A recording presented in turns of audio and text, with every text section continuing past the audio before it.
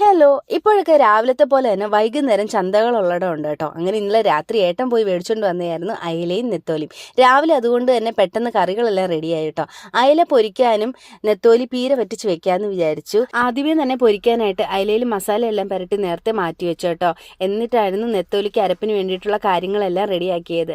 നമുക്ക് ഹോട്ടലിലെല്ലാം ചെല്ലുമ്പം കിട്ടത്തില്ലേ ഒരു പച്ച കളറിലെ നെത്തോലി തോരൻ പോലത്തെ, അതേപോലെ വെക്കാൻ നോക്കിയതാട്ടോ. ഇഞ്ചിയും കുഞ്ഞുള്ളി കുറച്ച് അധികം ഇട്ടും കൊടമ്പുളിയും കറിവേപ്പിലയും പച്ച വെളിച്ചെണ്ണയൊക്കെ ഒഴിച്ച് നല്ല പെരട്ടി വെള്ളം ഒഴിച്ച് അടച്ചു വെച്ച് തന്നെ വേവിച്ചു കേട്ടോ. എന്നും ചുമന്ന പീര പറ്റിക്കുന്നത് കൊണ്ട് ഇന്നൊരു വെറൈറ്റിക്ക് പച്ച കളറിൽ ഇരിക്കട്ടെ എന്ന് വിചാരിച്ചു. അങ്ങനെ അത് വേവുന്ന സമയം കൊണ്ട് കോവയ്ക്ക മെഴുക്കുവരട്ടി ഉണ്ടാക്കി കേട്ടോ. എന്തേലും പച്ചക്കറി ഇല്ലാണ്ട് പറ്റില്ലല്ലോ, അതുകൊണ്ട് കോവയ്ക്ക മെഴുക്കുവരട്ടി റെഡിയാക്കി. എന്നിട്ടാട്ടോ നമ്മുടെ മസാല എല്ലാം പെരട്ടി വെച്ചിരുന്ന മീൻ റെഡിയായിട്ടിരുന്നത്. ആ സമയം കൊണ്ട് അതും പൊരിച്ചെടുത്തു കേട്ടോ. അങ്ങനെ ഇന്നത്തെ ഉച്ചയൂണ് കുശാലായി കഴിച്ചു കേട്ടോ. അപ്പോൾ ഇന്നത്തെ വീഡിയോ ഇത്രയേ ഉള്ളൂ. Tata, bye bye.